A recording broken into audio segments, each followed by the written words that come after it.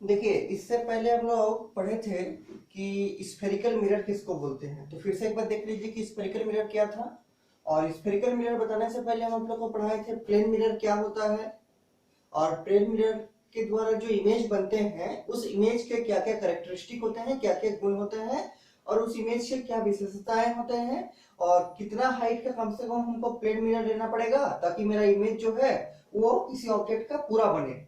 और हम और एक चीज बताए थे इससे पहले कि रियल इमेज क्या होता है और वर्चुअल इमेज क्या होता है। ये तो प्रीवियस क्लास का था। अब आज देखिए, तो थोड़ा प्रीवियस क्लास से शुरू करते हैं। आज हम लोग पढ़ेंगे स्फेरिकल मिरर क्या होता है। हालांकि हम पिछले क्लास में थोड़ा सा जिक्र किए थे, आज इसको ठीक से विस्तार से पढ़ेंगे स्फेरिकल मिरर। तो स्फेरिकल मिरर जैसे नाम से ही क्लियर हो रहा है, किसी स्फीयर का पार्ट होता है। तो देखिए ऊपर में हेडिंग लिखी है स्फेरिकल मिरर, शायद आप लोग लिखे भी होंगे पिछले क्लास में। अगर नहीं लिखे हैं तो लिखिए heading spherical mirror, SPHERICAL spherical mirror. Mirror का मतलब होता है दर्पण, और स्फेरिकल मतलब स्फीयर का जो पार्ट है, ऐसा दर्पण। ठीक, देखिए क्या होता है इसमें। एक कांच का मान लीजिए गोला है, फुटबॉल जैसा गोला, पूरा गोल। ग्लोब देखे हैं, ग्लोब गोल होता है, उसी टाइप का एक कांच का गोला है लेकिन अंदर में खोखला है। मतलब सॉलिड स्फीयर नहीं, होलो स्फीयर। किसका बना हुआ? कांच का। कंसीडर कीजिए, इमेजिन कीजिए। तो उसको हम टू डायमेंशनल प्लेन में सर्कल जैसा दिखा सकते हैं, तो हम इसको सर्कल जैसा दिखा दिए। क्योंकि ये बोर्ड 2D को अलाउ करता है, 3D का फिगर यहाँ पर नहीं बना सकते हैं, लेकिन अगर 3D में इसको विजुअलाइज कीजिएगा तो ये पूरा गोल ऐसा दिखेगा, फुटबॉल के जैसा गोल। ठीक, फुटबॉल के जैसा गोल या ग्लोब के जैसा गोल। ठीक है, तो ये क्या है? किसका बना हुआ है? कांच का बना हुआ है। और ये कैसा है? होलो है, मतलब अंदर में खोखला है। फुटबॉल जैसे मानिए, जैसे फुटबॉल के अंदर में हवा रहता है, वैसे यहाँ पर भी अंदर में खोखला है और बाहर में कुछ नहीं है, केवल एक कांच का गोला बना हुआ है ऐसे। अब इसको क्या करना है, इसको हम लोग एक बहुत अच्छा चाकू से, बोलिए शार्प नाइफ से काटते हैं। कैसे काटते हैं? तो मान लीजिए कोई साइड से ऐसे करके काट दी, आराम से काट सकते हैं ऐसे। तो जब इसको काट दिए तो एक पार्ट ये वाला हो गया, एक पार्ट वो वाला हो गया, एक पार्ट इधर वाला हो गया, एक पार्ट उधर वाला हो गया। दोनों पार्ट को अलग अलग करते हैं, और इस केस में हम लोग जो ये छोटा वाला पार्ट है उसको कंसीडर करते हैं। छोटा वाला पार्ट को अगर अलग निकाल के रखेंगे तो कैसा दिखेगा? इस टाइप का दिखेगा। ये लकीर तो नहीं होगा, क्यों? क्योंकि तो हम काटने वाला लकीर दिखाए हैं, ये तो वास्तव में मेरा स्क्वायर में कोई लकीर नहीं था। इसलिए छोटा पार्ट को जो ये वाला है वो ऐसा आ जाएगा, और बड़ा पार्ट को हम छोड़ दिए। अब देखिए ये जो पार्ट आया किसका बना हुआ है? तो ये अगर कांच का बना हुआ है तो ये भी आपका कांच का ही बना हुआ है। अब इसको हम पॉलिशिंग करेंगे या पेंटिंग करेंगे, सिल्वरिंग करेंगे। इस पे हम सिल्वर का कोट चढ़ाएंगे ताकि मेरा रिफ्लेक्शन हो, ये मिरर बने। तो सिल्वर का कोट हम दो तरह से चढ़ा सकते हैं इसके ऊपर। देखिए ये साइड को हम बोल सकते हैं कि स्फीयर के अंदर वाला साइड है, ये वाला साइड। और इस साइड को बोल सकते हैं कि स्फीयर के बाहर वाला साइड है। ये स्फीयर के अंदर वाला साइड है जो कि यहां पर था, और ये स्फीयर के बाहर वाला साइड है जो यहां पर है। ये तो बोल ही सकते हैं। अब आगे देखिए, तो सिल्वर का जो कोट चढ़ाएंगे वो हम अपने सुविधा अनुसार चढ़ाएंगे। हम चाहे तो सिल्वर का कोट इसके अंदर साइड में भी चढ़ा सकते हैं, ऐसा सा ये वाला इसके अंदर साइड में ऐसा चढ़ा दिया सिल्वर का कोट, सिल्वरिंग कर दिया इधर अंदर साइड में, मतलब इधर साइड में। तो चेहरा कहां से दिखेगा? तो चेहरा वहां से दिखेगा जो रिफ्लेक्टिंग साइड है। कौन रिफ्लेक्टिंग साइड है? तो उधर वाला। तो हमको ऐसा खड़ा होकर चेहरा देखना पड़ेगा तब दिखेगा। अगर हम अपना चेहरा ऐसा करके देखेंगे तब नहीं दिखेगा, क्यों? क्योंकि यहाँ हम सिल्वर का कोट अंदर में चढ़ाए हैं। ठीक, तो हम पहले में सिल्वर का कोट इसके अंदर में चढ़ा दिए। सेकंड केस में क्या करते हैं, जो ये मिरर है, जो ये मेरा कांच का बना हुआ है, इसमें आप सिल्वर का कोट हम बाहर चढ़ाना चाहते हैं, ऐसे बाहर चढ़ा दी। देखिए ये बाहर सरफेस है, उसके बाहर सिल्वर का कोट चढ़ाया है, और ये जो अंदर वाला सरफेस है उसके अंदर सिल्वर का कोट चढ़ाया है। ये ऊपर वाला जो मिरर बना सिल्वर का कोट चढ़ाने से, इसका चेहरा किधर से दिखेगा? तो चेहरा यहाँ आगे से दिखेगा। क्यों? क्योंकि ये जो अंदर वाला सरफेस है वहां तो सिल्वर का कोट नहीं है, उसके बाहर में सिल्वर का कोट है, इसलिए अंदर वाला साइड कैसा है? अंदर वाला साइड आपका रिफ्लेक्टिंग सरफेस है। तो इसका इमेज ऑब्जेक्ट को कहां रखना पड़ेगा? मान लीजिए ये इसका ऑब्जेक्ट है, ये वाला। तो इस ऑब्जेक्ट को कहां रखेंगे? इसके आगे रखेंगे, तब इसका इमेज बनेगा। और जो नीचे वाला है, ग्लास था पहले, कांच का बना हुआ था ये वाला, उसमें जब सिल्वर का कोट चढ़ाए तो ये भी कैसा बन गया? ये भी मिरर बन गया, इसमें भी चेहरा दिखेगा। लेकिन चूंकि इसमें सिल्वर का कोट हम अंदर साइड में चढ़ाए हैं, तो इसमें हमको ऑब्जेक्ट कहां रखना पड़ेगा? तो ऑब्जेक्ट हमको यहां रखना पड़ेगा, इधर। मतलब रिफ्लेक्टिंग जो साइड है, रिफ्लेक्शन बाहर साइड है। सेकंड मिरर का रिफ्लेक्टिंग साइड कहां है? बाहर साइड है। तो हमको जो ऑब्जेक्ट रखना पड़ेगा वो भी कहाँ, इधर रखना पड़ेगा। और अगर हम चाहे तो ये जो पूरा मिरर है, सेकंड टाइप का जो मिरर बन चुका है, इसको हम थोड़ा ऐसा था, इसको हम ऐसे घुमा के बना सकते हैं, ऐसा था, इसको हम ऐसे घुमा के बना दिए। कैसे घुमा के बनाएंगे देखिए, तो इसको हम ऐसे भी बना सकते हैं, और देखिए वही हो रहा है कि नहीं, एक बार विजुलाइज कीजिए इसको। तो देखिए इसको हम बोल रहे हैं ऐसे बना सकते हैं, तो ये क्या दोनों बराबर है, देख लीजिए। इसमें सिल्वरिंग कहाँ किया हुआ था, कहां पर हम सिल्वर का कोट चढ़ाए थे, तो अंदर साइड, तो इसमें देखिए सिल्वर का कोट अंदर साइड चढ़ा हुआ है। इसमें रिफ्लेक्शन कहां से हो रहा था, तो बाहर साइड से, तो इसमें भी रिफ्लेक्शन कहां से होगा, बाहरी साइड से होगा। देखिए बाहर साइड स्मूथ है आपका, ठीक। तो हम इसके बदले इसको भी यूज कर सकते हैं, और जनरली जो बुक्स में यूज होता है वो मैक्सिमम केस में ही यूज होता है, हालांकि इसमें कोई गलत नहीं है, लेकिन इसको थोड़ा घुमा के यूज करता है। मतलब ये कंसेप्ट बना हुआ है कि हम लोग ऑब्जेक्ट को प्लेस जो करेंगे वो हमेशा मिरर के लेफ्ट साइड प्लेस करेंगे। तो अगर ये मिरर है, इसका रिफ्लेक्टिंग साइड कहां है, इसके लेफ्ट साइड में, तो यहां पर तो आराम से ऑब्जेक्ट रख सकते हैं, ठीक, ऊपर वाला मिरर में। लेकिन नीचे वाला मिरर में अगर हम ऐसा मिरर को लेंगे और ऑब्जेक्ट को लेफ्ट साइड रखेंगे, तब तो उसकी इमेज बनेगा ही नहीं। क्यों? क्योंकि इसका हम ऑब्जेक्ट को वहां रखे हैं जो फेस इसका सिल्वरिंग किया हुआ है, मतलब सिल्वर का कोट चढ़ा के रखे हैं, हम तो रिफ्लेक्टिंग साइड में ऑब्जेक्ट को नहीं रख रहे हैं। इसीलिए क्या करते हैं, इसको हम थोड़ा घुमा के बनाते हैं ऐसे। तो इसका देखिए रिफ्लेक्टिंग साइड आ गया इधर लेफ्ट साइड में, और जो पॉलिशिंग साइड है या फिर जो सिल्वर कोटेड साइड वो राइट साइड आ गया। और अब हम अपना कंसेप्ट यूज कर सकते हैं कि ऑब्जेक्ट कहां रखेंगे, लेफ्ट साइड मिरर का। अब ऑब्जेक्ट को लेफ्ट साइड रखेंगे यहाँ पर, तो आराम से इमेज बनाएगा। क्यों? क्योंकि ऑब्जेक्ट के साइड में कौन सरफेस है, रिफ्लेक्टिंग सरफेस। यहाँ भी ऑब्जेक्ट के साइड में कौन सरफेस है, रिफ्लेक्टिंग सरफेस। हालांकि इस केस में ऑब्जेक्ट के साइड में जो रिफ्लेक्टिंग सरफेस है वो ऐसे गुफा जैसा दिख रहा है, जैसे शेर लोग गुफा में रहते हैं, तो ऐसे ये गुफा जैसा दिख रहा है। तो इस गुफा को क्या बोलते हैं इंग्लिश में, गुफा को इंग्लिश में बोलते हैं केव, CAVE, केव। तो इस मिरर का क्या नाम हो गया, इस मिरर का नाम हो गया आपका कनकेव। क्या बोलेंगे, कनकेव मिरर। और इसको हिंदी में बोलते हैं क्या, इसको हिंदी में बोलते हैं अवतल दर्पण। हिंदी भी जानना जरूरी है, जो स्टैंडर्ड टर्म का। ये गुफा जैसा दिख रहा है इसका रिफ्लेक्टिंग साइड, इसलिए इसको क्या बोलेंगे, गुफा को बोलते हैं केव, CAVE, केव। इसको बोलेंगे हम कनकेव मिरर। एक साथ लिखेंगे CONCAV, कनकेव मिरर। और देखिए इसको बिठा दे रहे हैं अब, क्यों? क्योंकि हम इसी का तो अल्टरनेट स्टेटमेंट, अल्टरनेट फिगर यहां बनाए हैं, इसी के बदले यहां बनाए, इसको घुमा के। तो अब तो इसका कोई उपयोगिता नहीं रह गया, इसी को घुमा के बनाए हुए दोनों बराबर था, इसलिए इसको मिटा दिए। और इसमें देखिए कि इसमें रिफ्लेक्टिंग साइड कैसा है, तो रिफ्लेक्टिंग साइड जो है ये कनकेव जैसा नहीं है, मतलब गुफा जैसा तो नहीं है रिफ्लेक्टिंग साइड जहां से रिफ्लेक्शन होगा। तो इसीलिए इस मिरर का नाम देंगे हम दूसरा, इस मिरर का नाम है कन्वेक्स मिरर। क्या, convex mirror, CONVEX, convex, CONVEX, convex mirror. और एक चीज देखिए इसमें गौर करने वाला बात, कि ये जो आपका कांच का गोला लिए थे, तो इस मिरर में क्या हो रहा है, जो रिफ्लेक्टिंग साइड है वो स्फीयर का अंदर साइड है। देखिए स्फीयर का अंदर साइड वाला है, और स्फीयर का अंदर साइड से रिफ्लेक्शन हो रहा है। और इसमें क्या हो रहा है, जो रिफ्लेक्शन हो रहा है वो स्फीयर का बाहर साइड से हो रहा है। ये जो बाहर साइड है ऐसा वाला, उससे रिफ्लेक्शन हो रहा है। देखिए तो ध्यान से, जो स्फीयर का बाहर साइड है उससे रिफ्लेक्शन हो रहा है। और ऊपर वाले मिरर में क्या हो रहा है कि स्फीयर का अंदर साइड से रिफ्लेक्शन हो रहा है, और इसमें स्फीयर का बाहर साइड से रिफ्लेक्शन हो रहा है, ठीक। और एक चीज देखिए क्या है कि ये जो आपका मिरर बना है, ये जो आपका मिरर बना है ऊपर वाला, इसमें लग रहा है कि इसको हम अंदर तरफ पुश कर दिए। इसका बीच वाला जो पार्ट है, मान लीजिए ये मिरर ऐसा था मेरा, इस टाइप का था सीधा, इसको ऐसा लग रहा है कि इसके रिफ्लेक्टिंग साइड को हम जोर से अंदर दबा दिए हैं। देखिए अंदर में धंसा हुआ दिख रहा है, अंदर में धंसा हुआ दिख रहा है इसका रिफ्लेक्टिंग साइड बीच से। और इसमें क्या लग रहा है कि अगर ये मेरा मिरर ऐसा रहता सीधा, तो इसका जो रिफ्लेक्टिंग साइड है उसका बीच में हम अंदर, मतलब बीच में लग रहा है कि बाहर निकला हुआ है। बाहर निकलने को बोलते हैं बल्जिंग आउटसाइड। तो in this mirror it appears as the reflecting side is bulging outside. और इसमें क्या हो रहा है कि लग रहा है कि हम इसका रिफ्लेक्टिंग साइड को अंदर में दबा दिए हैं। इन this mirror, in concave mirror, it is seems that the reflecting side is pushing toward inward, pushing inward. मतलब इसमें लग रहा है कि इसका जो रिफ्लेक्टिंग साइड है अंदर दबा हुआ है, और नीचे वाला कन्वेक्स मिरर में ऐसा लग रहा है कि इसका जो रिफ्लेक्टिंग साइड है जिससे रिफ्लेक्शन होगा वो बाहर निकला हुआ है, वो बाहर निकला हुआ है। आप मिरर को देख के, आप लोग कॉन्केव मिरर देखे हैं कि नहीं ये तो हमको नहीं मालूम, आप लोग कॉन्वेक्स मिरर भी देखे हैं कि नहीं ये भी हमको नहीं मालूम। हालांकि अगर आप लोग क्लास 10 पास किए हैं तो आप लोग को देखना चाहिए था, क्लास 10 में स्कूल में होता है कॉन्केव मिरर क्या होता है, कैसा दिखता है, कॉन्वेक्स मिरर क्या होता है, कैसा दिखता है। लेकिन अगर आप लोग नहीं देखे हैं तब तो हम कुछ नहीं कर सकते हैं। लेकिन मेरे पास कुछ कॉन्केव मिरर है और कुछ कन्वेक्स मिरर भी है, हम ऐसे सैंपल के तौर पर रखे थे।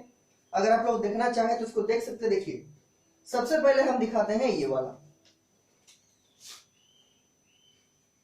ये देखिए ऐसा दिख रहा होगा कि नहीं हमको तो नहीं मालूम, लेकिन देख लीजिए अगर दिख रहा होगा तो। ये देखिए यहाँ पर रिफ्लेक्टिंग साइड है जहां से आपको शायद इमेज दिख रहा होगा, और ये उसका सिल्वरिंग साइड है जो ब्लू कलर का हल्का सा दिख रहा है।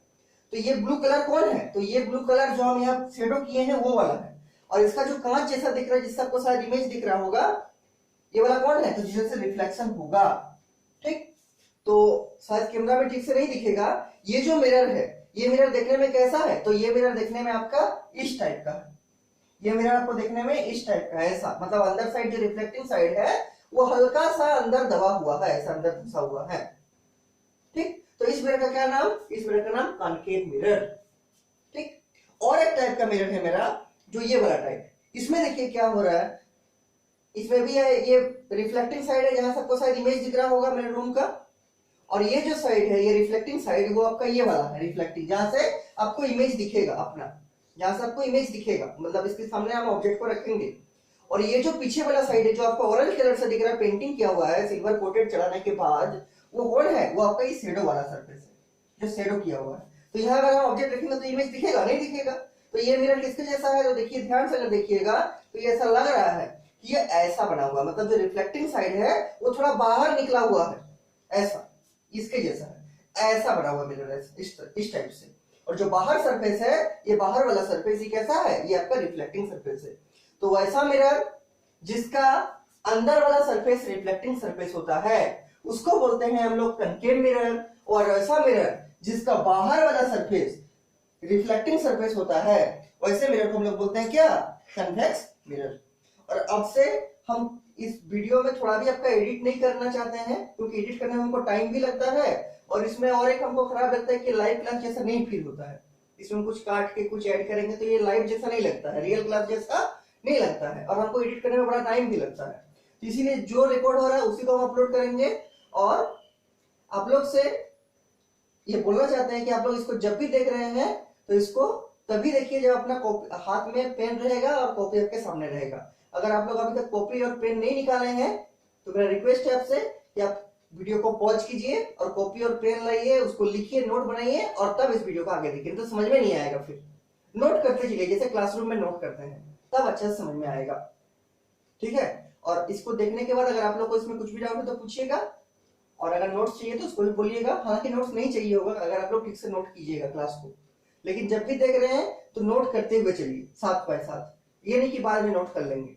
ठीक ठीक, अब देखिए तो अगर किसी मिरर का रिफ्लेक्टिंग साइड अंदर साइड होगा तो उसको बोलेंगे हम लोग कॉन्केव मिरर, और अगर किसी मिरर का रिफ्लेक्टिंग साइड बाहर साइड होगा तो उसको बोलेंगे कन्वेक्स मिरर। कॉन्केव मिरर को हिंदी में बोलते हैं अवतल दर्पण, और कन्वेक्स मिरर को हिंदी में बोलते हैं उत्तल दर्पण। हिंदी में बोलते हैं उत्तल दर्पण। जो हिंदी मीडियम से पढ़े हैं क्लास 10 उनको मालूम होगा कि कन्वेक्स मिरर को क्या बोलते हैं, उत्तल दर्पण, और कॉन्केव मिरर को बोलते हैं अवतल दर्पण। अब एक चीज देखिए, ये जो मिरर बना, मान लीजिए ये मिरर था, इसको मिटा देगा अभी फिलहाल। अब तो समझ में आ गया कौन रिफ्लेक्टिंग साइड है और कौन सिल्वरिंग साइड है। तो जिधर शेडो रहता है वो कौन है, वो सिल्वरिंग साइड है। यहां से आपको अगर ऑब्जेक्ट रखिएगा तो इमेज नहीं दिखेगा, और जो इसके शेडो का ऑपोजिट साइड है, जो प्लेन सरफेस है, स्मूथ सरफेस है, वो कौन सरफेस है, वो रिफ्लेक्टिंग साइड। यहां अगर आप ऑब्जेक्ट रखिएगा तो उसका आपको इमेज दिखेगा, उसका आपको प्रतिबिंब दिखेगा इसका आगे रखने से। तो ये जो स्मूथ सरफेस इसका नाम क्या, रिफ्लेक्टिंग, और पीछे वाला जो शेडो सरफेस है उसका नाम क्या, उसका नाम है आपका सिल्वरिंग या पॉलिशिंग। सिल्वर किया हुआ है इसमें पीछे में। तो ऑब्जेक्ट कहां रखना पड़ेगा, इसके आगे, जो आपका स्मूथ सरफेस में है उसके आगे ऑब्जेक्ट रखिएगा, तब आपको इमेज दिखेगा, तब आपको प्रतिबिंब दिखेगा।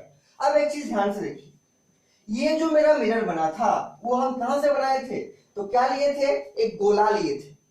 अच्छा, इस मिरर को थोड़ा और विजुलाइज कीजिए। इस मिरर को अगर हम लोग साइड से देखेंगे तब तो ये ऐसा दिखेगा, लेकिन अगर हम लोग इस मिरर को जो ऐसा दिख रहा है इसको अगर आगे से देखेंगे ऐसा करके, ऐसा देखेंगे, आप लोग इसको साइड से देख रहे हो तो ये ऐसा दिख रहा है, अगर हम इसको आगे से देखेंगे तो ये ऐसा दिखेगा टॉप व्यू। ये टॉप व्यू आपको कैसा दिखेगा, ऐसा। इसको हम ऐसा बना सकते हैं बोर्ड में, ये गोल दिखेगा। देखिए ये भी जो मिरर आपको दिखाए थे ये साइड से तो ऐसा मुड़ा हुआ था, या फिर ये भी साइड से ऐसा मुड़ा हुआ था, ऐसा अगर साइड से देख रहे हैं ऐसे मुड़ा हुआ है, ठीक। लेकिन अगर आपका आगे से दिखाएगा तो कैसा दिखता है, गोल दिखेगा, टॉप व्यू। मतलब ये जो साइड से देख रहे तो ऐसा कर्व जैसा दिख रहा है, आर्क जैसा दिख रहा है, चाप जैसा। इसको अगर हम लोग टॉप व्यू देखेंगे ऐसा करके तो कैसा दिखेगा, ये पूरा गोल जैसा दिखेगा, प्लेट जैसा, डिश जैसा गोल, ठीक। तो ये क्या है, ये आपका टॉप व्यू है इसी मिरर का, ठीक। अब देखिए हम जो बताना चाहते थे इसके बाद, हाँ, ये जो मिरर हम लोग लिए थे किससे बनाए थे, तो एक गोला स्फीयर से बनाए थे, फुटबॉल जैसा आपको बोले थे कंसीडर करने, कांच का बना हुआ था। तो ये स्फीयर को हम फिर से ड्रॉ करते हैं, ऐसा था लगभग, इसको हम डॉटेड लाइन से बनाते हैं, ठीक।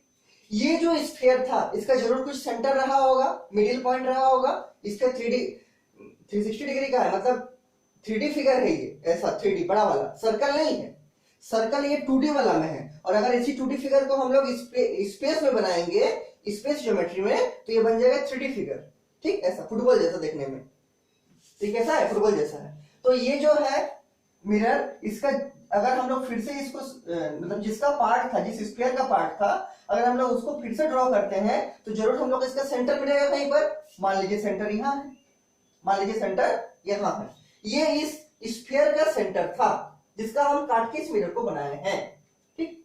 तो ये जो सेंटर है मेरा, ये जो सेंटर था मेरा, इसको हम लोग बोलेंगे, देखिए ये जो डॉटेड बनाया ये अभी मिरर नहीं है, इसको हम पेन ये चौक से बनाए हैं डॉटेड। मिरर तो मेरा इतना ही है, यहां से लेके यहां तक यही मिरर है मेरा। लेकिन इसको अगर हम लोग फिर से बनाएंगे डॉटेड करके तो हमको मिल जाएगा कि इस स्फीयर का सेंटर कहां था। जहां इस स्फीयर का सेंटर था इसका नाम क्या है, इसका नाम मिरर के केस में हम लोग बोलेंगे, देखिए ये कर्व जैसा दिख रहा है, कर्वेचर जैसा लग रहा है कि थोड़ा कर्व है, थोड़ा मुड़ा हुआ है, और कर्वेचर का ये क्या है, सेंटर। ये कर्वेचर का ये क्या है, सेंटर। इसीलिए जो मिडिल वाला पॉइंट है, सेंटर वाला पॉइंट है स्फीयर का सेंटर, जिस स्फीयर से कट के ये मिरर बना है, ये कर्वेचर बना है, इस पॉइंट का नाम क्या, centre of curvature, CENTRE, centre of curvature. इसको हिंदी में बोलते हैं वक्रता केंद्र, इसको हिंदी में बोलते हैं वक्रता केंद्र। कहां मिला सेंटर ऑफ कर्वेचर, तो जो मिरर हम लिए थे उस मिरर को, वो मिरर जिस स्फीयर से बना था उस स्फीयर का जो सेंटर था, उस स्फीयर का जो सेंटर था उसको क्या बोलेंगे, सेंटर ऑफ कर्वेचर। और इसका जो फ्री डिफाइंड सिंबल है, मतलब जिसको आप लोग चेंज नहीं कर सकते सिंबल को, उस सिंबल है आपका C, capital C, it is capital C। ये आपका C किसको डिनोट करेगा, सेंटर ऑफ कर्वेचर को। तो ये जो हम एरो देके लिखे हैं इसकी जगह पर हम क्या लिख दे रहे हैं, C लिख दे रहे हैं। ये जो मिडिल पॉइंट है C, इसे हम लोग लिखाएंगे अभी बोल बोल के, ठीक है। अब पहले देख लीजिए, समझ लीजिए C। अब एक चीज देखिए कि ये जो मिरर हम यहां से लेके यहां तक बनाए थे, इसका जरूर कहीं मिडिल पॉइंट रहा होगा, मान लीजिए ऐसा, ठीक, मान लीजिए यहां पर। तो अगर हम लोग अपना सेंटर ऑफ कर्वेचर को, मतलब जो स्फीयर जिसका पार्ट था ये मिरर, उसको अगर हम इस मिरर का मिडिल पॉइंट से मिलाएंगे ऐसे, ये मिडिल पॉइंट है, और जो इस मिरर का मिडिल पॉइंट है, the middle point of this mirror, इसका एक नाम है, इसका नाम है पोल। पोल का मतलब ध्रुव, जिसको आप लोग क्लास में पढ़े थे। इसका क्या नाम है, ध्रुव। इसका सिंबल है capital P, capital P। What is pole, the middle part of the mirror is called pole. ये जो मिरर है उसका जो मिडिल पार्ट है वो क्या है, पोल है। इधर वाला मिरर नहीं है, तो डॉटेड बनाया है। मिरर तो आपका यहां से लेके यहीं तक मिरर है, तो मिरर का जो मिडिल पार्ट है उसका क्या नाम है, पोल। और what is centre of curvature, मतलब ये जो मिरर जिस स्फीयर से बना था उस स्फीयर का जो सेंटर होगा, उसी सेंटर को क्या बोलेंगे, उसी पॉइंट को क्या बोलेंगे, उसी को बोलेंगे सेंटर ऑफ कर्वेचर। इसका सिंबल क्या है, C। और मिरर का जो मिडिल पार्ट है, मिरर का जो मिडिल पार्ट है उस पॉइंट को बोलेंगे क्या, पोल। पोल मतलब ध्रुव, पोल मतलब ध्रुव। और आपको ऐसा दिख भी रहा होगा, ध्रुव का जनरली मतलब क्या होता है, समझिए। ध्रुव का जनरली मतलब मान लीजिए आपका अर्थ है, ठीक, ये आपका नॉर्थ है, ये आपका साउथ है, ये आपका ईस्ट है, ये आपका वेस्ट, ग्लोब का हम बात कर रहे हैं, अर्थ का बात कर रहे हैं। तो देखिए ध्रुव तो एक्सट्रीम पॉइंट है कि हाँ इसको बोलते हैं क्या, उत्तरी ध्रुव, और इसको बोलते हैं दक्षिणी ध्रुव। तो ये भी देखिए इसका एक्सट्रीम पॉइंट यही लग रहा है देख के कि इसका सबसे बाहरी पॉइंट कौन है, ये वाला। तो इस अर्थ का भी सबसे बाहरी पॉइंट उत्तर की तरफ कौन है, ये वाला। इसलिए इसको क्या बोलते थे, नॉर्थ पोल, इसलिए इसको क्या बोलते हैं, साउथ पोल। तो वही नॉर्थ साउथ का नाम तो यहाँ नहीं लेंगे क्योंकि अर्थ तो नहीं है, लेकिन पोल नाम लेंगे। पोल क्यों नाम लेंगे, क्योंकि ये जो कर्व है इसका सबसे आउटर मोस्ट पॉइंट कौन है, ये पी वाला, जो पीक वाला पॉइंट है। ये मान लीजिए आपका कर्व है, इसका सबसे बाहरी पॉइंट कौन है, ये वाला, और ये बीच वाला भी पॉइंट होगा जो आपका बीच होगा। इसको पूरा को नाप लेंगे, जो इसका आधा वहीं पर ही पोल सिचुएटेड होगा, इसीलिए इस पॉइंट का क्या नाम है, pole. What is pole, the middle point of the mirror is called pole. और ये सबसे बाहरी पॉइंट होता है। अगर मान लीजिए रिफ्लेक्टिंग साइड अंदर दबा हुआ है, तो जो पॉइंट सबसे ज्यादा दबा होगा, मतलब बीच वाला जो पॉइंट है, उसको क्या बोलेंगे, पोल, POLE, पोल। पोल का मतलब होता है ध्रुव। दो टर्म समझे हम लोग। पहला what is centre of curvature, तो ये मिरर जिस स्फीयर का पार्ट था, ये मिरर जिस स्फीयर का पार्ट था, उस स्फीयर का जो सेंटर था उसी को बोलेंगे सेंटर ऑफ कर्वेचर। ठीक। दूसरा क्या समझे, pole. What is pole, the middle point of the mirror is called pole. या फिर जो आपका अगर रिफ्लेक्टिंग साइड अंदर साइड होगा, तो अंदर साइड होगा मतलब क्या, दबा हुआ रहेगा, ऐसा लगेगा कि दबा हुआ है रिफ्लेक्टिंग साइड, तो जो पॉइंट सबसे ज्यादा दबा हुआ लगेगा उसी पॉइंट को बोलेंगे क्या, पोल, या फिर middle point of the mirror is called pole. अब देखिए अगर हम लोग चाहे तो सेंटर ऑफ कर्वेचर C से पोल P को मिला सकते हैं। सेंटर ऑफ कर्वेचर C से पोल P को मिला सकते हैं। ठीक, ऐसा करके मान लीजिए स्केल बैठा, इसको मिला देंगे, ऐसे करके इसको P को थोड़ा हम नीचे कर दे रहे हैं, यहां पर P लिख दे रहे हैं ताकि मिलाने में सुविधा हो। ये P है, P मतलब पोल, इसको ऐसे करके मिला दिए। आप लोग भी स्केल का यूज कीजिएगा, बिना स्केल का रे डायग्राम नहीं बनता है, नहीं बनाना चाहिए, ये पाप है। बिना स्केल का रे डायग्राम खींचना ही नहीं चाहिए। देखिए ऐसा क्या किए, सेंटर ऑफ कर्वेचर से हम एक लाइन खींचे जो कि पोल से पास हुआ। अब देखिए आप लोग एक्सिस के बारे में पढ़े होंगे। एक्सिस हिंदी में क्या बोलते हैं, बोलेंगे कुछ हिंदी में, लेकिन इंग्लिश में बोलते हैं एक्सिस। एक्सिस क्या होता है, जिसके अराउंड कोई रोटेट करता है। मान लीजिए अगर हम इस कॉपी को रोटेट करेंगे ऐसे करके, ऐसे, तो इसका एक्सिस कौन होगा, इसका एक्सिस होगा ये वाला, कोना वाला, ऐसे, तभी ना रोटेट हो रहा है ऐसे। अगर हम इस कॉपी को ऐसे रोटेट करेंगे बीच से पकड़ के, तब इसका एक्सिस कौन होगा, इसका एक्सिस ये वाला होगा, बीच वाला। ठीक, तो ये हो गया एक्सिस। अब देखिए अगर मान लीजिए इसको हम बनाए हैं, रफ में बना रहे हैं, ऐसा मिरर था मेरा और ये इसका इस स्फीयर का पार्ट था, इसका सेंटर था ये वाला। तो सेंटर से मिलाने वाले जो रेखा होगा उसको क्या बोलेंगे, एक्सिस बोलेंगे। सेंटर से मिलाने वाली रेखा, और हमेशा एक्सिस कहां पास होगा, पॉइंट सेंटर से पास होगा, हमेशा सेंटर से पास होगा। मान लीजिए ये है आपका मिरर, इसका जो बीच वाला पॉइंट है वहां से कोई भी लाइन पार होगा उसको क्या बोलेंगे, उसका एक्सिस बोलेंगे। ये अगर यहां से भी रोटेट कर सकता है, ये चाहे तो यहां से भी रोटेट कर सकता है ऐसे करके, ये चाहे तो यहां से भी रोटेट कर सकता है, लेकिन कहीं से भी रोटेट करेगा तो जो इसका लाइन पास होगा वो कहां होगा, हमेशा सेंटर में होगा, हमेशा सेंटर से पास होगा। तो ये सब क्या हुआ, इसका एक्सिस। तो किसी भी जो सर्कुलर पाथ है या स्फेरिकल पाथ है उसमें कितना एक्सिस संभव है, तो अनंत एक्सिस संभव है। ये एक एक्सिस हो गया, ये ऐसा भी रोटेट कर सकता है, या ये एक एक्सिस हो गया, ये ऐसा भी रोटेट कर सकता है ऐसा ऐसा करके, या फिर ये एक एक्सिस हो गया, ये ऐसा ऐसा रोटेट कर सकता है, या फिर ये एक एक्सिस हो गया, ये ऐसा ऐसा रोटेट कर सकता है, या ये एक एक्सिस हो गया, ये ऐसा ऐसा रोटेट कर सकता है। ठीक, ये सब क्या है, एक्सिस है किसी सर्कुलर पाथ का।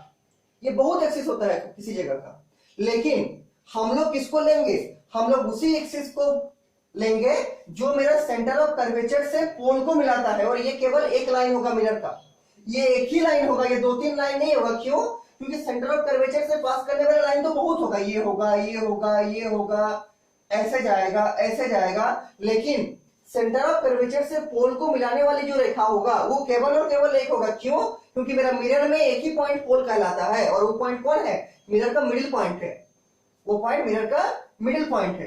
तो देखिए ये जो लाइन हम ऐसे खींच सकते हैं, ये भी इसका एक्सिस होगा, ये भी इसका एक्सिस होगा, चूंकि सब सेंटर से पास कर रहा है, और सेंटर से पास होने वाला लाइन को क्या बोलते हैं, उसका एक्सिस बोलते हैं। तो इस मिरर के लिए, इस केस के लिए एक्सिस कितना होगा, अनंत एक्सिस होगा, ऐसा एक्सिस होगा, ऐसा एक्सिस होगा, ऐसा एक्सिस होगा, ऐसा एक्सिस होगा, सब एक्सिस होगा।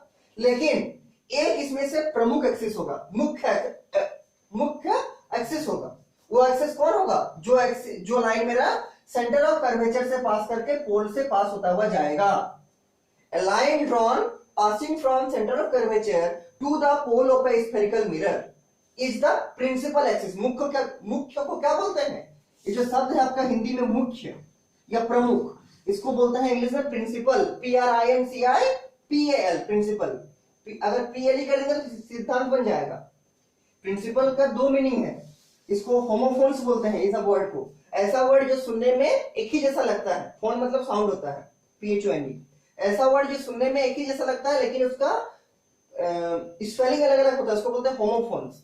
जैसे आपका प्रिंसिपल का देख लीजिए, PRINCIPAL, अगर PAL रहेगा तो इसका मतलब होता है मुख्य या प्रमुख, जैसे स्कूल कॉलेज के प्रिंसिपल, ठीक। और अगर इसी को आप लिखिएगा PRINCIPLE, अगर लास्ट में PLE रहेगा तो इसका मतलब क्या? इसका मतलब होता है सिद्धांत। इसका मतलब होता है सिद्धांत या थ्योरी। जैसे principle of conservation of charge, तो ये कौन है? PLE वाला प्रिंसिपल। तो हम लोग किसको बात कर रहे हैं? मुख्य को, प्रमुख को। तो ये वाला प्रिंसिपल ऊपर वाला PAL वाला, ठीक। क्या बोले कि किसी भी स्फेरिकल वाला पार्ट से अनंत एक्सिस पास कर सकते हैं, लेकिन हम लोग को उसी एक्सिस को लेना है जो एक्सिस मेरा किससे पास करेगा? सेंटर से तो पास करेगा, सेंटर से पास करने के बाद पोल से भी जाएगा, और ये किसी मिरर में केवल और केवल एक होता है। The line passing from centre of curvature to the pole of a spherical mirror is called, और इसका एक नाम है इस एक्सिस का, इसका नाम क्या है? मुख्य अक्ष। मुख्य अक्ष, और मुख्य अक्ष को इंग्लिश में बोलते हैं प्रिंसिपल एक्सिस। मुख्य को बोलते हैं प्रिंसिपल, PRINCIPAL, और अक्ष को बोलते हैं एक्सिस, AXIS, एक्सिस, ठीक। तो आप तीन टर्म समझ लिए। पहला क्या? तो पहला समझे सेंटर ऑफ कर्वेचर, किसी मिरर, जो मिरर जिस स्फीयर का पार्ट था उसका जो सेंटर था उसका नाम है सेंटर ऑफ कर्वेचर। दूसरा समझे पोल, व्हाट इज पोल, मतलब ध्रुव क्या है?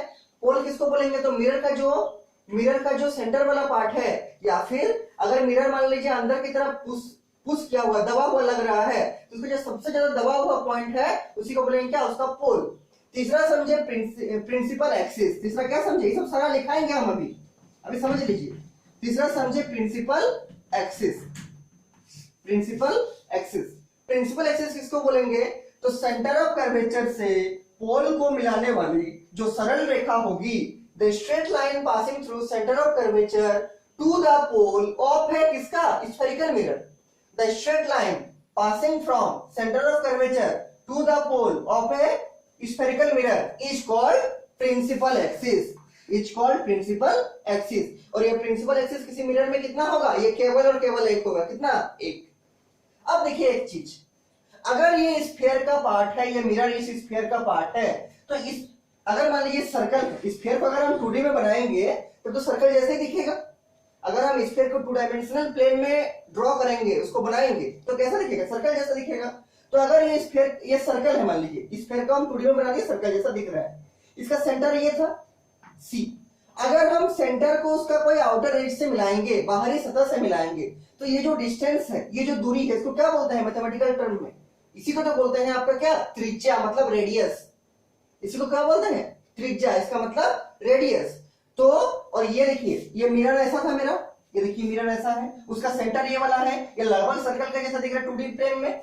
इसको अगर हम 3D में बनाएंगे तब ये स्फीयर जैसा लगेगा, लेकिन हम बोर्ड में बनाए हैं, आप कॉपी में बनाइएगा तो कैसा दिखेगा? सर्कल जैसा दिखेगा। तो इस सर्कल का जो सेंटर था उसको क्या बोले? Centre of curvature. अब देखिए इस सर्कल का रेडियस कौन है? तो इधर तो मिरर का पार्ट नहीं है, पीछे साइड में मिरर कहां है? केवल और केवल इधर में, राइट साइड में केवल मिरर है मेरा। तो ये जो CP का डिस्टेंस है यहां से यहां तक, इसको हम लोग बोल सकते हैं कि ये जो स्फीयर है या ये जो सर्कल जैसा दिख रहा है 2D प्लेन में, इसका रेडियस है ये CP। What is CP? CP is the radius. और रेडियस किसका? तो ये जो कर्वेचर है, कर्वेचर मतलब थोड़ा मुड़ा हुआ, कर्वेचर मतलब थोड़ा मुड़ा हुआ, तो ये जो मुड़ा हुआ है कर्वेचर जैसा दिख रहा है, उसका ये रेडियस है। तो ये जो CP का डिस्टेंस है, CP का दूरी है, इसको एक नाम से डिनोट किया जाता है आपका रे ऑप्टिक्स में। इसको बोलते हैं क्या? इसको बोलते हैं रेडियस। किसका? Of curvature. इस कर्वेचर का ये रेडियस है। तो और एक नाम मिल गया क्या? प्रिंसिपल एक्सिस के बाद और एक नाम मिल गया क्या? Radius of curvature. Radius of curvature, radius of curvature. और इसका जो सिंबल है जो जनरली यूज किया जाता है उसका नाम है कैपिटल आर। ये सब प्री डिफाइंड सिंबल है, आप सबको चेंज नहीं कर सकते हैं। रेडियस ऑफ कर्वेचर का सिंबल क्या है? Capital R. ठीक। What is radius of curvature? The distance between centre of curvature and pole, the distance between centre of curvature and pole of a spherical mirror is called the radius of curvature of that spherical mirror, and it is denoted by the capital letter R.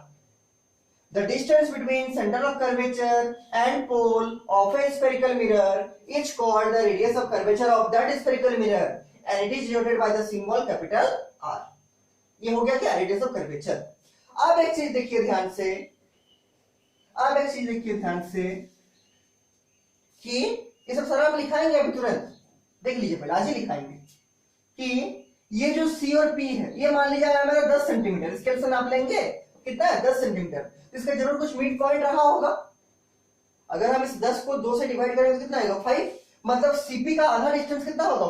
5। अगर ये 10 centimetre है तो इसका mid point कहाँ आएगा? 5 centimetre. तो हमको mid point निकालने में हम बड़ा इंटरेस्टेड है। क्यों? आगे बता रहे हैं, देखिए क्यों हम मिड पॉइंट निकालना चाहते हैं। ये जो C और P का दूरी है, इसका जो बीच वाला पॉइंट होगा, मतलब the mid point of the distance CP, इसका मतलब the mid point of CP का मतलब क्या? Radius of curvature. The mid point of radius of curvature यहां मान लीजिए लगभग यहां आएगा। ये जो मिड पॉइंट है इसका एक स्पेशल नाम है, और इसी का नाम है आपका फोकस। मतलब फोकस, हिंदी में भी फोकस, इंग्लिश में भी फोकस। इसको क्या बोलेंगे? फोकस। और फोकस चूंकि एफ से शुरू होता है, इसलिए इसका सिंबल भी क्या हो जाएगा? Capital F. सिंबल बड़ा मायने रखता है। इसका सिंबल है कैपिटल एफ। किसका? फोकस का। कैपिटल एफ ही लिखना है, कभी सबको कैपिटल लेटर को स्मॉल में मत लिख दीजिए, ठीक है? इसका सिंबल क्या है? Capital F. What is focus? The mid point of radius of curvature. मतलब किसी स्फेरिकल मिरर में जो रेडियस ऑफ कर्वेचर होगा, उसका जो मिड पॉइंट होगा, उसी को हम लोग एक नाम बोलेंगे क्या? फोकस। क्या बोलेंगे? फोकस। इसका मतलब मेरा जो डिस्टेंस होगा CF और जो डिस्टेंस होगा FP, क्या बोले? द डिस्टेंस ऑफ CF वो किसके बराबर होगा? डिस्टेंस ऑफ FP का। क्यों? क्योंकि F is the mid point between the line CP, मतलब CP का मिड पॉइंट कौन है? F। इसलिए डिस्टेंस होगा आपका CF, वही डिस्टेंस आपके बराबर होगा किसका? FP का। ये FP के बराबर होगा। समझ रहे होंगे इसको? तो इस पॉइंट F को क्या बोलेंगे? F को बोलेंगे हम लोग फोकस। F को बोलेंगे हम लोग फोकस। हम यहां से एक चीज और बता सकते हैं क्या, कि ये CF जो होगा वो ट्वाइस होगा CP के। ये जो CF होगा उसको हम बोल सकते हैं कि CF कितना होगा? ये होगा आपका CP का आधा, CP/2। मतलब अगर हम CP को निकाल लेंगे, उसको by2 कर देंगे तो हमको CF मिल जाएगा। और वही CF किसके बराबर होगा? FP के। वही CF किसके बराबर होगा? FP के। देखिए अगर आपको CP निकालना दिया है तो क्या करेंगे? अगर आपको CF निकालने दिया तो क्या करेंगे? CP निकालेंगे, उसको by2 कर देंगे तो आपका CF आ जाएगा। और वही CF किसके बराबर होगा? FP के बराबर होगा। और ये जो डिस्टेंस F से P की तरफ होता है, द डिस्टेंस FP, मतलब फोकस से पोल की जो बीच की दूरी है, इसी का एक स्पेशल नाम है। चूंकि ये फोकस से हम नाप रहे हैं, और फोकस से किसको नाप रहे हैं? पोल को। फोकस से पोल के जो बीच की दूरी है, इसका नाम है आपका क्या? इसका नाम है फोकल लेंथ। ये जो ये डिस्टेंस है, ये वाला, मतलब फोकस से पोल को हम नाप रहे हैं, इसी का क्या नाम है? इस दूरी का नाम है आपका focal length. FOCAL, focal length, LENGTH। और इसका जो सिंबल है, जो प्री डिफाइंड सिंबल है, पहले से जो यूज होता है, और जो मैक्सिमम बुक या सब बुक बोल सकते हैं यूज करता है, इसका सिंबल क्या है? इसका सिंबल आपका स्मॉल f। किसका? फोकल लेंथ का। सेंटर ऑफ कर्वेचर का सिंबल है कैपिटल C। फोकस का सिंबल है कैपिटल F। फोकस वो पॉइंट है जो कि सेंटर ऑफ कर्वेचर और पोल के बीच में सिचुएटेड है। किसमें? प्रिंसिपल एक्सिस में। ये पूरा लाइन कौन है? Principal axis. प्रिंसिपल एक्सिस में सेंटर ऑफ कर्वेचर और पोल के बीच का जो पॉइंट है, उसी को क्या बोलेंगे? फोकस। और फोकस का सिंबल क्या है? Capital F। फोकस से पोल की जो दूरी होगा, किसमें? प्रिंसिपल एक्सिस में। अगर हम प्रिंसिपल एक्सिस में फोकस से पोल का डिस्टेंस को निकालेंगे, तो ये जो दूरी मिलेगा, इस दूरी का क्या नाम है? Focal length. इसका नाम है क्या, फोकल लेंथ। और इसका सिंबल क्या है, इसका सिंबल है स्मॉल एफ। इसका सिंबल क्या है, इसका सिंबल है आपका स्मॉल एफ, ठीक, स्मॉल एफ, ठीक है।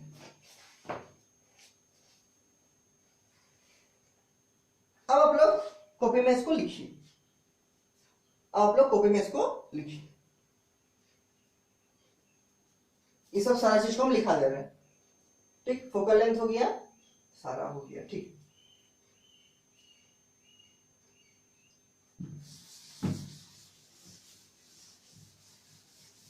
सबसे पहले आप लोग लिखे हैं स्फेरिकल मिरर। आप लोग कॉपी में लिखे हैं क्या, स्फेरिकल मिरर। स्फेरिकल मिरर के वहां पर डैश देके लिखिए कि स्फेरिकल मिरर किसको बोलेंगे। लिखिए डैश देके स्फेरिकल मिरर में लिखिए, it is the part of, spherical mirror में डैश देके लिखिए, it is the part of hollow sphere, HOLLOW, hollow, hollow का मतलब होता है खाली। It is the part of hollow sphere, SPHER, sphere, sphere का मतलब होता है गोला। It is the part of hollow sphere whose any one surface, it is the part of hollow sphere whose any one surface is reflecting, whose any one surface is reflecting, and other is polishing, and other is polishing or silvering, and other is polishing or silvering, SILVERING. It is the part of hollow sphere whose any one surface is reflecting and other is polishing. मतलब ये जो आपका spherical mirror होगा वो होलो sphere का part है। होलो sphere का part बताए थे जिसमें से कोई एक सरफेस आपका रिफ्लेक्टिंग होगा और कोई एक सरफेस आपका पॉलिशिंग होगा या फिर सिल्वरिंग होगा। ये उस होलो स्फीयर का पार्ट है जिसमें से कोई एक सरफेस आपका रिफ्लेक्टिंग होगा और कोई एक सरफेस आपका सिल्वरिंग होगा। अब रिफ्लेक्टिंग किसको बनाएंगे, अंदर वाला को कि बाहर वाला को। सिल्वरिंग किसको बनाएंगे, अंदर वाला को कि बाहर वाला को। तो इस टाइप से अगर हम कैटेगराइज करते हैं, ठीक, तो हम लोग स्फेरिकल मिरर को कितना पार्ट में डिवाइड करते हैं, 2 पार्ट्स में। अभी बताएं, number 1 concave mirror, number 2 convex mirror. Concave mirror किसको बोलेंगे, तो ऐसा मिरर जिसमें जो सिल्वरिंग पार्ट होगा वो बाहर होगा और जो आपका रिफ्लेक्टिंग पार्ट होगा मतलब चेहरा जो दिखेगा वो अंदर से दिखेगा, जैसे गुफा जैसा दिख रहा है। केव मतलब गुफा, तो इसका नाम क्या, कनकेव। और ऐसा मिरर जिसमें आपका जो सिल्वरिंग पार्ट होगा वो अंदर की तरफ होगा और जो आपका रिफ्लेक्टिंग पार्ट होगा वो बाहर की तरफ होगा। तो इसको हम लोग क्या बोलेंगे, कन्वेक्स मिरर। इसको बोलेंगे कनकेव मिरर और इसको बोलेंगे कन्वेक्स मिरर। तो इसके नीचे लिखिए, डेफिनेशन लिखने के बाद स्फेरिकल मिरर का डेफिनेशन लिख लिए, उसके नीचे में लिखिए स्फेरिकल मिरर, 2 लाइन छोड़ के लिखिएगा। Spherical mirror is of 2 types, spherical mirror is of 2 types, spherical mirror is of 2 types.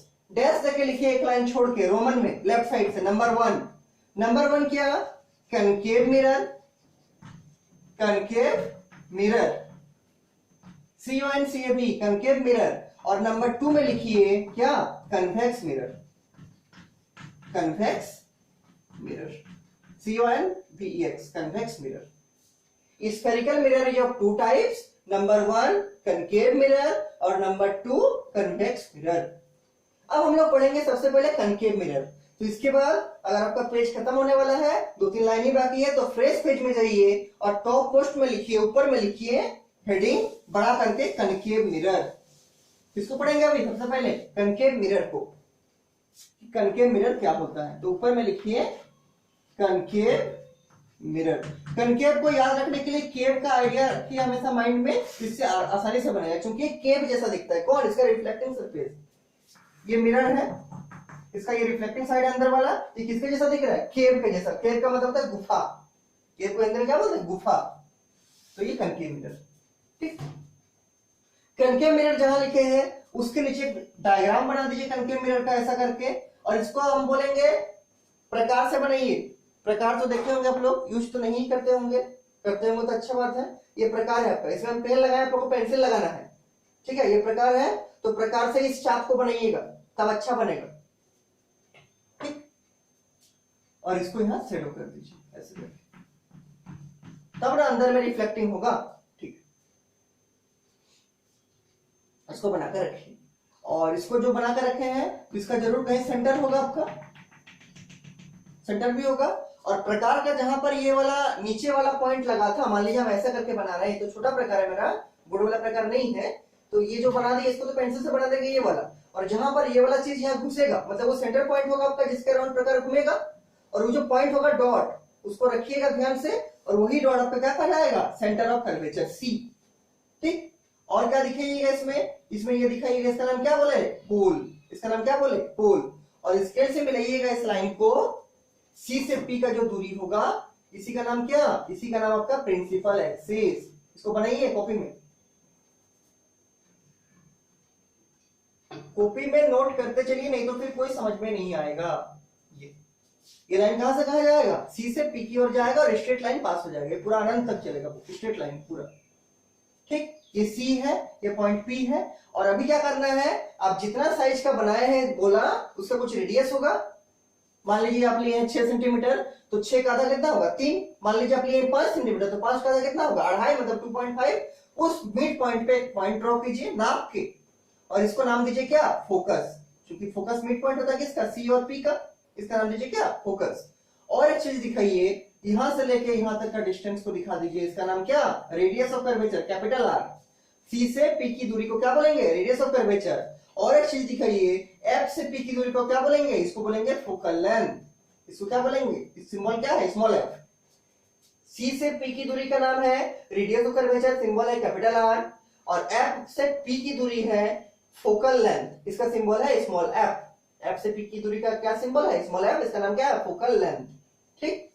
अब देखिए एक चीज, हाँ इसको भी लिख लेते हैं। तो इसके बाद डायग्राम बनाने के बाद एक दो लाइन छोड़ के लिखिएगा, हेडिंग लिखिए, इसके बाद छोटा सा हेडिंग है, लिखिए सेंटर ऑफ कर्वेचर, ऐसे एरो देके लिख सकते हैं, लिखिए centre of curvature, centre of curvature.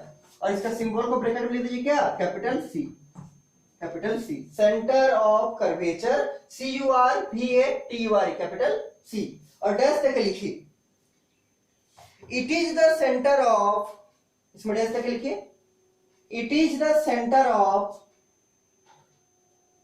it is the center of that hollow sphere, it is the center of that, THAT, that hollow sphere, it is the center of that hollow sphere from which the spherical mirror is formed, from which the spherical mirror is formed. It is the center of that hollow sphere from which the spherical mirror is formed.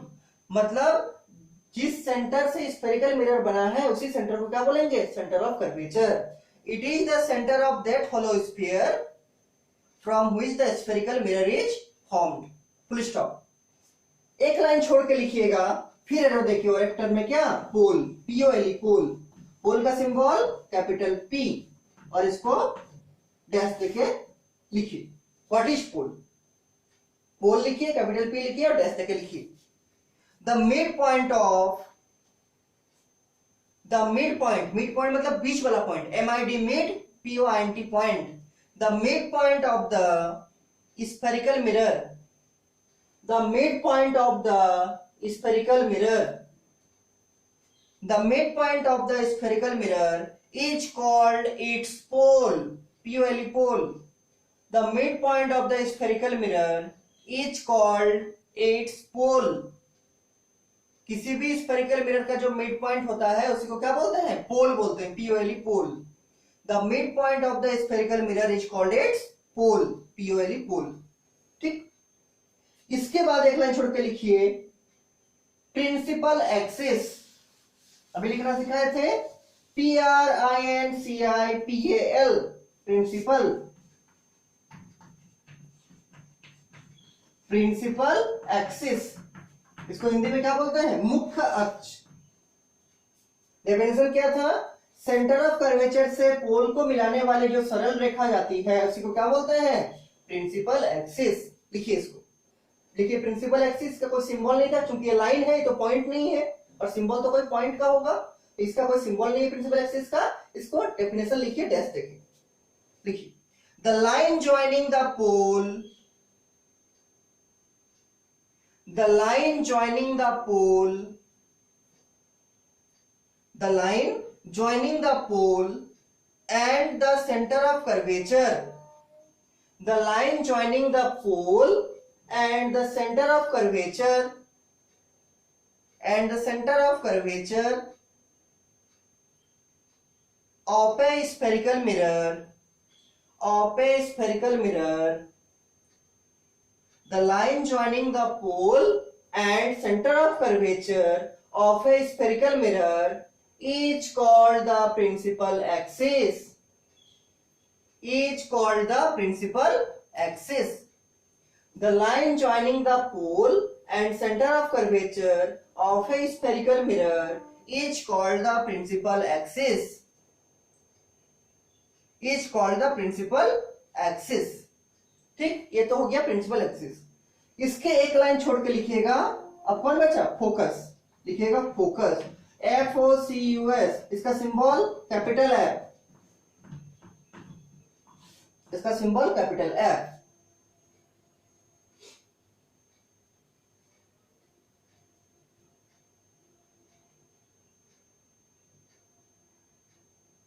लिखिए focus capital F, dash करके लिखिए the mid point,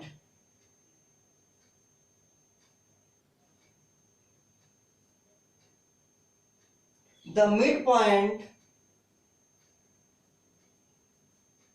the mid point between centre of curvature and pole, the mid point between center of curvature and pole of a spherical mirror, the midpoint between center of curvature and pole of a spherical mirror on the principal axis, on the principal axis is called focus, is called focus.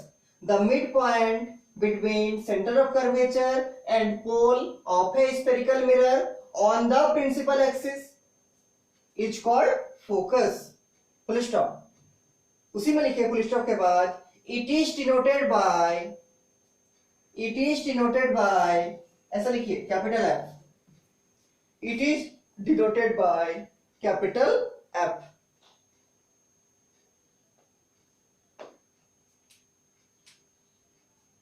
It is denoted by capital F. अब एक चीज को समझिए, जब मेरा light बहुत दूर से आता है, जैसे सन से आ रहा, सूरज से आ रहा, डिस्टेंट ऑब्जेक्ट से आ रहा, बहुत दूर से आ रहा, तो लाइट की जो रे है, मतलब रे ऑफ लाइट है, जो प्रकाश की किरणें हैं, वो लगभग पैरेलल चलती है। पैरेलल का मतलब समांतर चलती है। और जब कोई समांतर प्रकाश की किरण, फाइन पैरेलल इंसिडेंट रेज, समांतर प्रकाश की किरण, जब कोई समांतर प्रकाश की किरण किसी स्फेरिकल मिरर के सरफेस से टकराती है तो वो कहां से पास होती है? वो रिफ्लेक्शन के बाद हमेशा फोकस से ही पास करती है या फिर फोकस से पास करती हुई प्रतीत होती है। अब कैसे प्रतीत होती है उसको देखेंगे जब हम इसके बाद वाला मिरर पढ़ेंगे, मतलब कन्वेक्स मिरर पढ़ेंगे।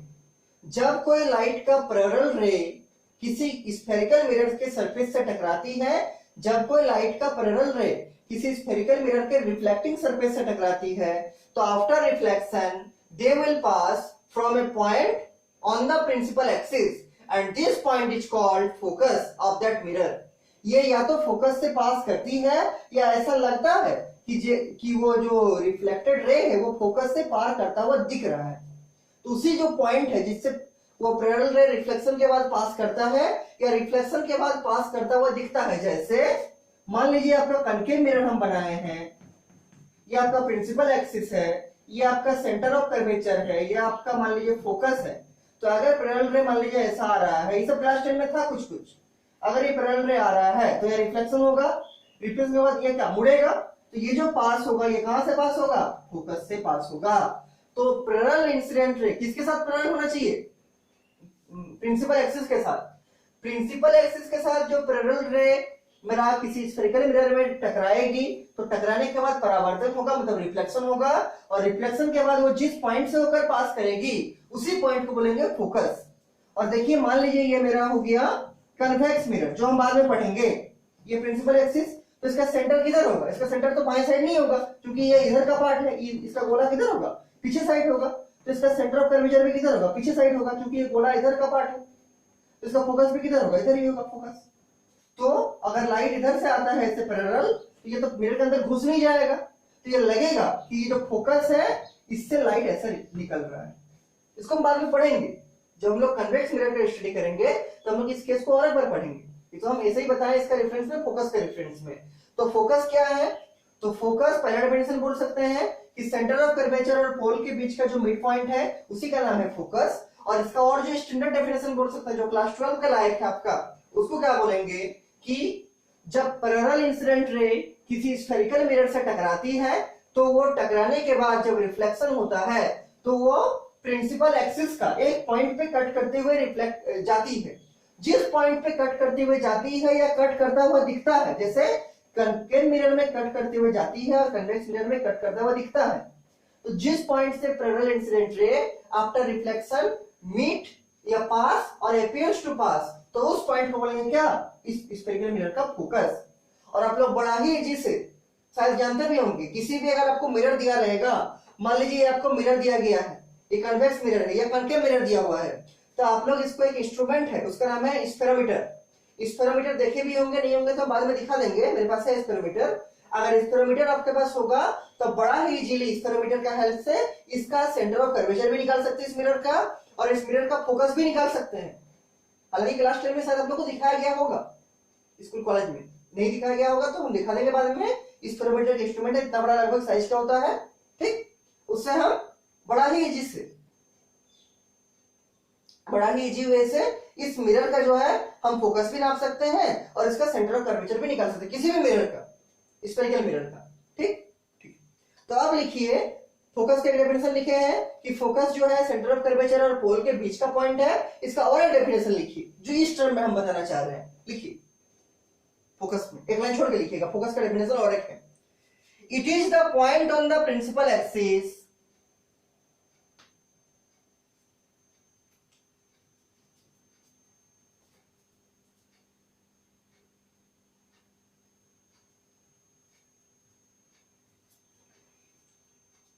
लिखिए, it is the point on the principal axis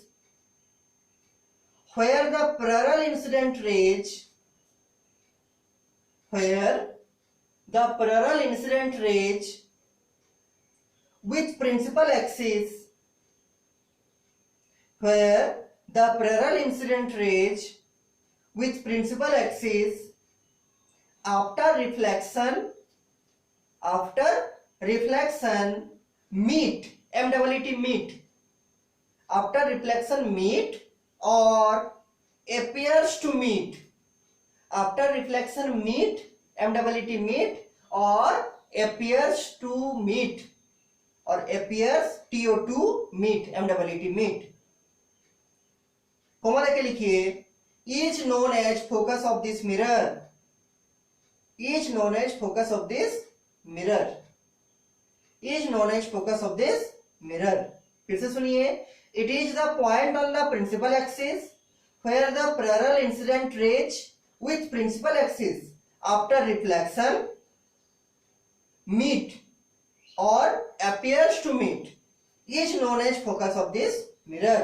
मतलब प्रिंसिपल एक्सिस का वो पॉइंट जहां पर पैरेलल रे अगर आएगा मिरर से टकराएगी और रिफ्लेक्शन के बाद जहां जिस पॉइंट पे प्रिंसिपल एक्सिस का पास करते हुए जाएगा या पास करता हुआ जैसा दिखेगा, तो इस पॉइंट को क्या बोलेंगे, focus.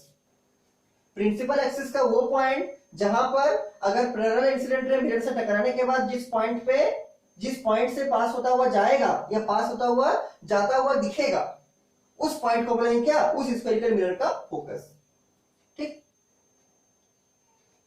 It is the point on the principal axis where the parallel incident rays with principal axis after reflection meet or appears to meet is known as focus of this mirror. ये सब लिखते चलिए, focus of this mirror, full stop.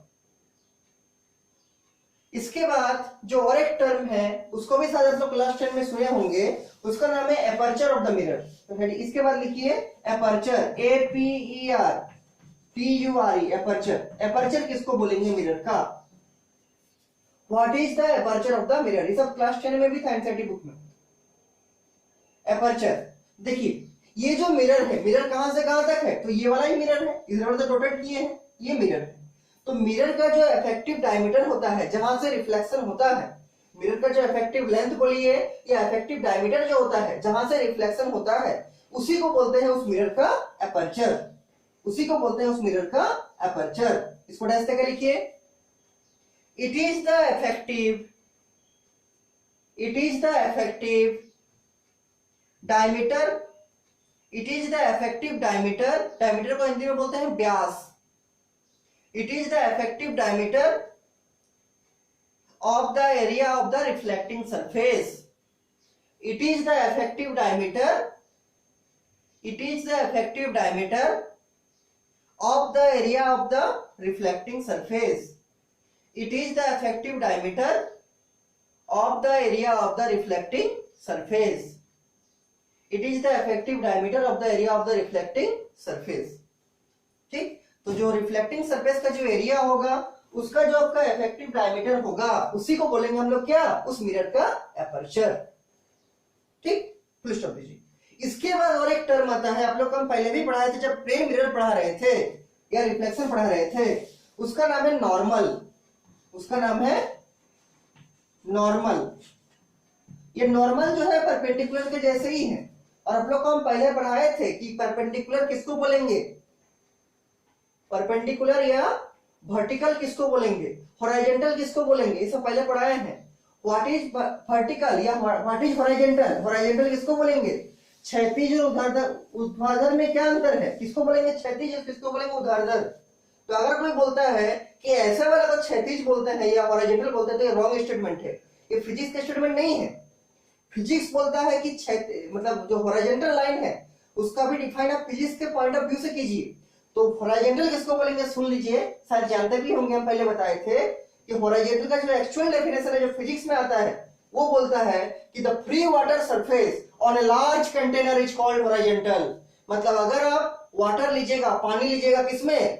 Glass में नहीं, bucket में नहीं, बहुत बड़ा सतह में, बहुत बड़ा सरफेस, जैसे समुद्र हो गया, जैसे महासागर हो गए, तो द फ्री वाटर से उसके जो टॉप मोस्ट जो सरफेस है जो एयर के साथ मिलेगा, मान लीजिए आपका ये महासागर है, बहुत बड़ा है, इसमें पूरा पानी भरा हुआ है, इसमें पूरा पानी भरा हुआ है, तो इसका जो फ्री सरफेस है, ऊपर वाला सरफेस है, ये हॉरिजॉन्टल कहलाता है। ये हॉरिजॉन्टल कहलाता है। The free water surface on a large container, किसी बहुत बड़ा कंटेनर में अगर हम लोग पानी लेंगे तो उसका जो फ्री सरफेस है, मतलब ऊपर वाला सरफेस है, उसी को बोलेंगे हॉरिजॉन्टल। ये हॉरिजॉन्टल का एक्चुअल डेफिनेशन है। The free water surface on a large container is called horizontal. और हॉरिजॉन्टल का जो परपेंडिकुलर होता है उसको बोलते हैं वर्टिकल। ये हॉरिजॉन्टल है, इसका ये परपेंडिकुलर है, इसको क्या बोलेंगे? Vertical. What is horizontal? The free water surface on a large container is called horizontal. And what is vertical? The perpendicular of horizontal is called vertical. ये एक्चुअल डेफिनेशन है हॉरिजॉन्टल का, वर्टिकल का। जानते होंगे तो अच्छा है, नहीं जानते होंगे तो सीख लिए, अच्छा बात। अब देखिए, तो नॉर्मल भी एक टाइप का वर्टिकल है। ठीक, नॉर्मल है 90 डिग्री, वर्टिकल लाइन है जो कि 90 डिग्री पे गिरेगा। देखिए क्या है नॉर्मल। तो इसके बाद हेडिंग लिखिए नॉर्मल। नॉर्मल देखिए क्या है, तो अगर ये मेरा मिरर है, मान लीजिए प्लेन मिरर है, वीडियो शायद लंबा हो रहा है बहुत ज्यादा, ठीक, ये मान लीजिए एक प्लेन मिरर है, तो इस पे 90 कौन होगा? तो इस पे हम ज्योमेट्री का हेल्प से आराम से ये 90 बना सकते हैं। और 90 का प्रॉपर्टी क्या है कि अगर कोई प्लेन मिरर में मेरा कोई प्रकाश की किरण, मेरा कोई रे ऑफ लाइट इंसिडेंट करेगा प्लेन मिरर के साथ 90 डिग्री बना के, तो इसका रिफ्लेक्शन कहां होगा? तो इसका रिफ्लेक्शन जो होगा, इसका रिफ्लेक्शन जो होगा वो इसी लाइन में हो जाएगा। पहले क्लास में बताए थे नॉर्मल इंसिडेंस के केस में रिफ्लेक्शन कैसा होता है? उसी लाइन में हो जाता है। ठीक, तो ये नॉर्मल इंसिडेंस। अब ये तो प्लेन मिरर का केस था, अब स्फेरिकल मिरर में कैसे लिखेंगे नॉर्मल को देखिए। तो आप लोग टेंजेंट का नाम सुने थे, चैप्टर भी था क्लास 10 में टेंजेंट, जिसको स्पर्श रेखा बोलते हैं हिंदी में। देखिए ये अगर आपका सर्कल है, ये अगर आपका सर्कल है, ये इसका सेंटर है, तो सेंटर से कोई भी लाइन आप सर्कल पे खींचिए वो उसका 90 कहलाएगा। जैसे अगर हम सेंटर से मान लीजिए लाइन ऐसा खींच देते हैं, सेंटर से पास होना चाहिए, कंडीशन है, तो ये जो यहां पर बनेगा ये कितना डिग्री बनेगा, ये 90 डिग्री बनेगा। मान लीजिए हम सेंटर से लाइन ऐसे खींच देते हैं, तो ये जो एंगल बनेगा यहाँ सरफेस पे कितना, 90 डिग्री। अगर हम सेंटर से ऐसा खींच देते हैं तो ये भी कितना बनाएगा, 90 डिग्री। ये भी कितना बनाएगा, ये भी बनाएगा 90 डिग्री। मतलब किसी स्फेरिकल सरफेस में इसे या फिर किसी सर्कुलर सरफेस में अगर हम लोग कोई लाइन सेंटर से पास करते हैं, स्ट्रेट लाइन होना चाहिए, तो वो जो सरफेस से स्ट्राइक करेगा वो कितना डिग्री बना के स्ट्राइक करेगा, 90 डिग्री। मतलब सेंटर से पास होने वाला लाइन जब भी कोई सरफेस में स्ट्राइक करता है किसी सर्कुलर शेप का ऑब्जेक्ट में या रिफ्लेक्टिंग सरफेस में, तो कितना डिग्री बनाएगा, 90 डिग्री। अब देखिए इसको काहे बताए हम, तो इसको हम इसलिए बताए क्योंकि ये सेंटर था आपका, ये तो लाइन था। फिर से बना देते हैं, देखिए ये सेंटर था और ये एक लाइन था, ये 90, ये एक लाइन है, ये भी 90, ये एक लाइन है, ये भी 90, और ये एक लाइन है, ये भी 90। अब इसमें देखिए, इसमें ये मिरर है आपका कॉनकेव मिरर, जिसमें हम रोटेट करके स्फीयर का पार्ट को बनाए थे। इसका सेंटर कौन है, तो इसका सेंटर ये सी है। सेंटर कौन है, ये सी है, जिसको बोलते हैं सेंटर ऑफ कर्वेचर। तो ऐसा लाइन जो कि सी से पास होता हुआ जाएगा, जो कि सी से पास होता हुआ जाएगा, वो 90 डिग्री पे स्ट्राइक करेगा। जैसे इधर तो मिरर नहीं है, मिरर तो केवल आपका यहां से यहां तक ही है, तो नॉर्मल किसको बोलेंगे, तो जो सेंटर से पास होता हुआ जाएगा उसको क्या बोलेंगे, नॉर्मल बोलेंगे। तो ये सेंटर है, उससे मिरर को मिलाइए, तो कैसे मिलेंगे, थोड़ा इसको हटाते हैं, देखिए इस आर को ऐसे हटा दिए मान लीजिए, तो ये हम स्केल बैठाए और इस सेंटर से इस मिरर को मिला दिए ऐसे, तो ये कितना डिग्री बनाएगा, ये 90। अंदर तो घुसेगा नहीं क्योंकि मिरर है, ये तो हम बोर्ड में बनाए थे, मिरर तो नहीं था, ये अंदर घुस गया था। लेकिन सेंटर से जो मिलाने वाली रेखा है इस सरफेस पे, स्फेरिकल सरफेस पे, वो कितना डिग्री बनाएगा, 90 डिग्री। नीचे भी होगा, ये नीचे में मान लीजिए हम इसको भी थोड़ा हटाते हैं, तो ये आपका सेंटर है। तो सेंटर से अगर हम कोई भी लाइन खींचेंगे मिरर पे, सेंटर का मतलब सेंटर ऑफ कर्वेचर, तो ये कितना डिग्री बनाएगा, यहाँ पर ये 90 डिग्री बनाएगा। कितना, 90 डिग्री, 90 डिग्री बनाएगा। इसको बोलेंगे क्या, नॉर्मल। ठीक, लेकिन अगर कोई मान लीजिए ऐसा मिरर है ऐसा, और इसका रोटेट हम कर दिया ऐसा, इसका सेंटर है मान लीजिए ये वाला, और ये मान लीजिए प्रिंसिपल एक्सिस है, और हम देखिए मिरर कहां से कहां है, यहां से लेके यहां तक ही, वही वाला फिर से बनाया हम यहाँ पर। तो अगर हम मान लीजिए सेंटर है सी, अगर हम सी से नहीं मिला है, मान लीजिए यहां से कोई लाइन ऐसे पार कर दी, तो क्या ये नॉर्मल होगा, तो आंसर ये नॉर्मल नहीं होगा। नॉर्मल कौन होगा, जो लाइन सेंटर से पास करेगा, ऐसा जो लाइन सेंटर ऑफ कर्वेचर से किसी मिरर पे पास करके जाएगा, किसी मिरर पे हम स्ट्राइक कराएंगे, उसको क्या बोलेंगे, नॉर्मल। कंडीशन क्या है, उस लाइन को, उस रे को सेंटर से पास करना चाहिए, मतलब सेंटर ऑफ कर्वेचर से जाना चाहिए। ठीक, तो वहां से लिखेंगे नॉर्मल का डेफिनेशन, कि सेंटर ऑफ कर्वेचर से रिफ्लेक्टिंग सरफेस पे मिलने वाला जो रे है वो कौन रे है, वो है नॉर्मल। नॉर्मल का मतलब 90 डिग्री, परपेंडिकुलर जो 90 डिग्री। ठीक, तो नॉर्मल लिखे आप लोग, इसके नीचे लिखिए डेफिनेशन इसका, द लाइन ज्वाइनिंग देखिए, the line joining of the any point, the line joining of the any point on the mirror, the line joining of the any point on the mirror, the line joining of the any point on the mirror to the center of curvature, किससे, centre of curvature से, to the center of curvature, the line joining of the any point on the mirror to the center of curvature, to the center of curvature is known as normal of the spherical mirror, is known as normal of the spherical mirror। फिर से सुनिए, the line joining of the any point on the mirror to the center of curvature is known as normal of the spherical mirror। मतलब mirror का किसी भी point को अगर हम लोग सेंटर ऑफ कर्वेचर से ज्वाइन कर देंगे तो ये जो लाइन बनेगा इसी लाइन का क्या नाम, नॉर्मल। मिरर का किसी भी पॉइंट को लेंगे, उसको अगर हम उसका सेंटर ऑफ कर्वेचर से ज्वाइन कर देंगे तो ये जो लाइन बनेगा ये लाइन को क्या बोलेंगे, normal. The line joining of the any point on the mirror to the centre of curvature is known as normal of the spherical mirror. ये हो गया नॉर्मल।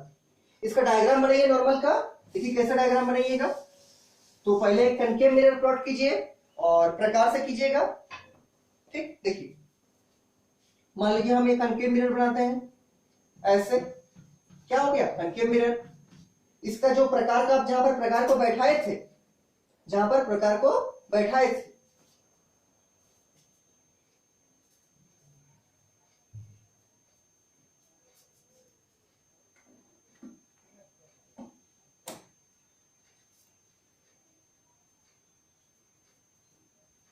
थोड़ा लाइन का डिस्टर्ब हो गया।